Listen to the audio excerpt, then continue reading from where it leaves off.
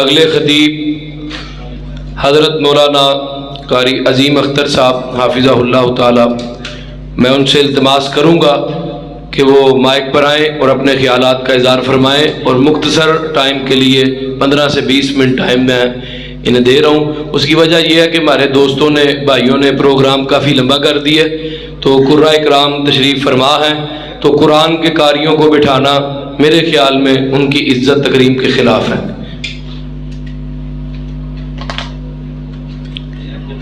السلام علیکم ورحمۃ اللہ وبرکاتہ۔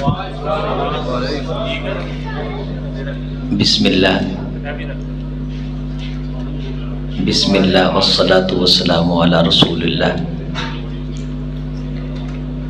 قال اللہ تعالی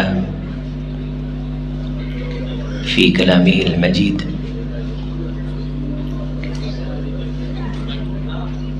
ما كنت تتلو من قبلہ من کتاب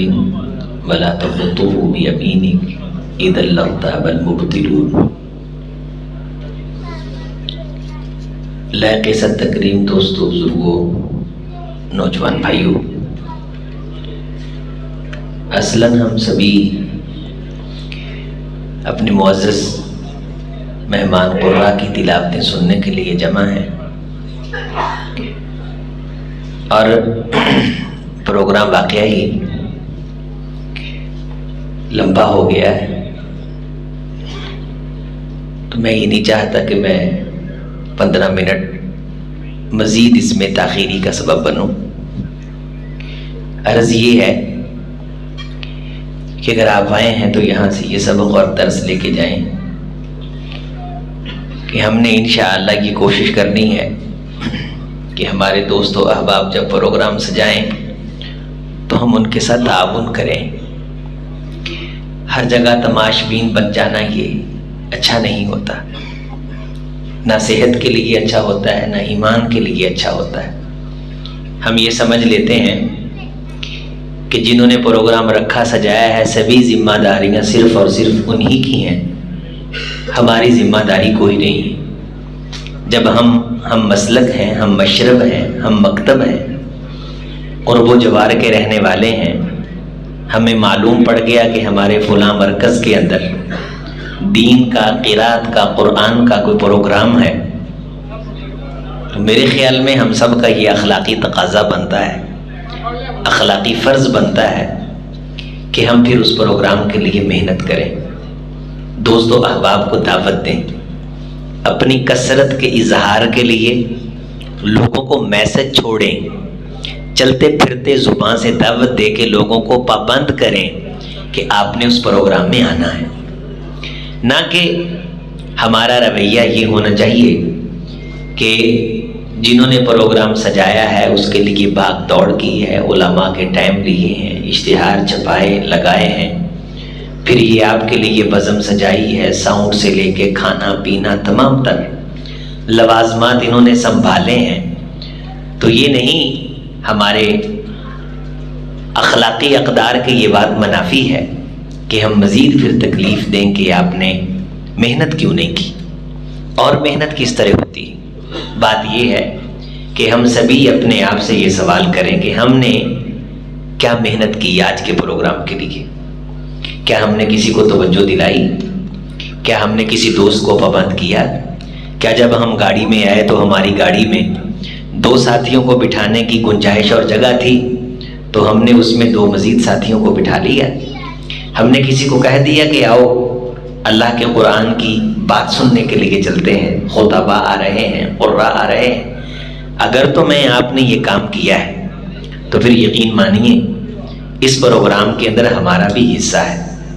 اور اگر ہم اس محنت سے بالکل محروم رہے ہیں اور آئندہ بھی یہ خیال ہمارے دل میں نہیں آتا تو پھر ہمیں اپنی صورتحال پہ افسوس یہ کرنا چاہیے کہ ہم دوسروں کی لگائی بجھائی کو دیکھنے کے چکر میں رہتے ہیں، کاش ہمیں اپنا بھی حصہ ڈالنے کی عادت پڑ جائے اور ہم دوست و احباب کو خیر کے جو اس طرح کے اجتماعات ہیں ان میں لے کر کے جائیں، انہیں توجہ دلائیں اور انہیں یہ کہیں کہ یہ محفل آپ کے لیے سجائی گئی ہے، یہ پروگرام آپ کے لیے رکھا گیا ہے، اور یہ مرکز بیت المعمور جو سورہ الطور کی ایک آیت سے ماخوذ ہے، اور بیت المعمور وہ جگہ ہے جو بیت اللہ الحرام کے عین اوپر ہے، جیسے روایات میں آتا ہے وَالطُّورِ وَكِتَابٍ مَّسْطُورٍ فِي رَقٍّ مَّنشُورٍ وَالْبَيْتِ الْمَعْمُورِ۔ معمور کے معنی آبادی کے ہوتے ہیں۔ عمر انسان کی زندگی کے اس حصے کو کہتے ہیں جس میں وہ بھرپور کوشش کرتا ہے، سٹرگل کرتا ہے، جہود کرتا ہے۔ اور بیت معمور وہ گھر جو آباد گھر ہے، وہ گھر جو اللہ تعالیٰ نے فرشتوں کی عبادت کے لیے بنایا ہے، اسے بیت المعمور کہا جاتا ہے۔ اور ہر وہ گھر جسے ہم آباد کر دیں گے، ہماری آبادی کی وجہ سے، آباد کاری کی وجہ سے، ہمارے دوست و احباب کو دعوت دے کے اکٹھا کرنے کی وجہ سے وہ بھی بیت المعمور ہی بن جائے گا۔ تو گلی محلے کی مساجد کو آباد کرنے کی ضرورت ہے، اداروں کو آباد کرنے کی ضرورت ہے۔ جیسے اسٹیج سے یہ بھی اعلان کیا گیا کہ آپ کے بیٹوں کے لیے، نونہالوں کے لیے شعبہ تحفیظ کے اندر داخلہ جاری ہے، اور استاذ الحفاظ ہمارے بڑے بھائی ہمارے شیخ آصف صاحب حافظہ اللہ تعالی، وہ قرآن مجید کی تدریس تحفیظ کے لیے اس مرکز کے اندر موجود ہیں، اور ان کے ساتھ بہترین ٹیم کا ایک خواب ہے یوسف اسروئی صاحب کا کہ نوجوان اور شباب سے موجزن جو قرہ ہیں ان کو ساتھ ان کی سرپرستی میں ملایا جائے۔ یہ خوبصورت بلڈنگ، یہ سجا ہوا ماحول، یہ لگی ہوئی VIP ٹائلیں، یہ آپ کے بچوں کی منتظر ہیں کہ آپ یہاں بیٹھیں، اپنے بچوں کو وقف کریں تاکہ آپ کے بچوں کی آخرت سنورے، آپ کے بچوں کی آخرت بنے۔ باقی جو افراتفری ہے اس دور میں، نفسا نفسی ہے، ہم دیکھ رہے ہیں کہ دنیا کی اس تیزی میں کوئی کسی سے پوچھنے کے لیے تیار نہیں ہے، لیکن یہ مدارس ہیں جو آپ سے بار بار پوچھتے ہیں کیا بچے کو پڑھانے کا پروگرام ہے، جنت جانے کا پروگرام ہے، آخرت کو روشن کرنے کا، آخرت کو سنوارنے کا کوئی ارادہ پروگرام ہے؟ اگر ہے تو آئیے،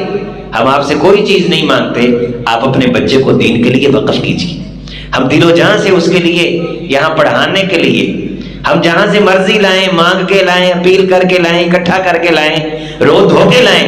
تمہیں کسی قسم کی پریشانی نہیں آئے گی۔ تمہارے بچوں کو نہیں کہیں گے کہ آج شام کا کھانا نہیں ہے، جاؤ جا کر کے محلے سے اکٹھے کر کے لاؤ۔ ہم غیرت مند لوگ ہیں، ہم آپ کے بچوں کے لیے سبھی محنت کوشش کریں گے۔ یہ دور ہے کہ اداروں کے جو داخلے ہیں ان کے حوالے سے مہم چلائی جائے، توجہ دلائی جائے۔ چلتے پھرتے آپ کو کتنے مانگنے والے بچے مل جائیں گے،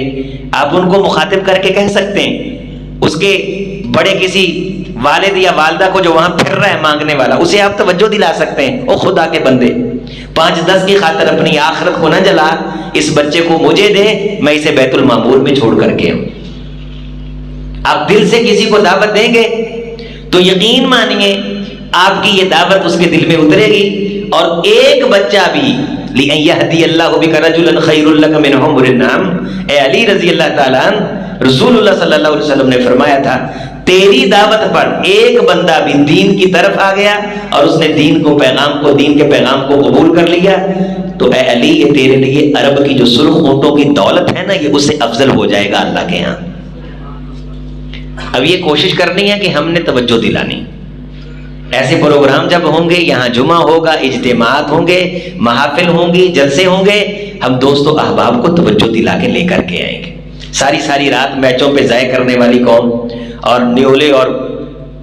کرلے کے تماشے کو دیکھنے والی قوم، بے ہنگم اور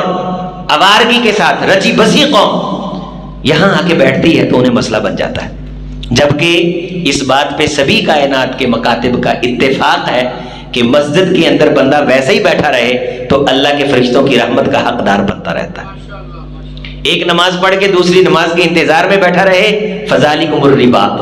ایسے ہے جیسے جہاد کی سرحدوں پہ پہرا دے رہا ہے۔ اللہ کے کاغذوں میں اسے مجاہد اور غازی لکھا جاتا ہے، اور دین کی طرف بلانے والا من دل علی خیر فلہ کمثل اجر فاعلی۔ رسول گرامی علیہ الصلوۃ والسلام کے پاس ایک صحابی ہے، کہنے لگے اللہ کے رسول جہاد میں جانے کا شوق ہے، سواری نہیں۔ آپ نے فرمایا میرے پاس بھی سواری نہیں کہ میں تجھے عطا کر دوں۔ ایک شخص ساتھ بیٹھا تھا، کہنے لگا اللہ کے رسول صلی اللہ علیہ وسلم مجھے معلوم ہے کہ فلاں شخص کے پاس اضافی سواری ہے، آپ سندیسہ پیغام بھیجیں گے تو یقیناً آپ کے حکم کو مانتے ہوئے وہ اس کو سواری دے دے گا۔ آپ نے اسے پیغام بھیجا، آپ کا پیغام سنتے اس نے اس کو سواری دے دی۔ آپ صلی اللہ علیہ وسلم نے توجہ دلانے والے کو فرمایا اس سواری پہ بیٹھ کر جہاد کرنے والے کو سواری دینے والے کو جتنا ثواب ملے گا، اے میرے توجہ دلانے والے صحابی، اللہ تجھے بھی اتنا ہی ثواب عطا فرمائے گا۔ نیکی اور خیر کے عمل کی طرف توجہ دلانے سے کنجوسی نہیں کرنی چاہیے،